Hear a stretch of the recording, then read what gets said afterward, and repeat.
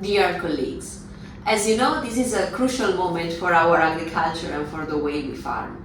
Last July, for the first time, the European Commission has issued an official impact assessment talking about biocontrol as a reality and identifying some specific measures to promote the presence of our products on the market. Trust, transparency, clear communication are going to be key factors that the association needs to focus on to be and continue being the voice of biocontrol in Europe. Thanks to my 7 years as part of the IBMA Council and to my global management position within Suterra, I think I can strongly contribute to this objective and can help the association to advocate for our products.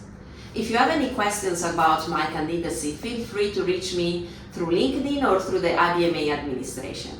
In the meantime, have a nice day and see you at ABIM.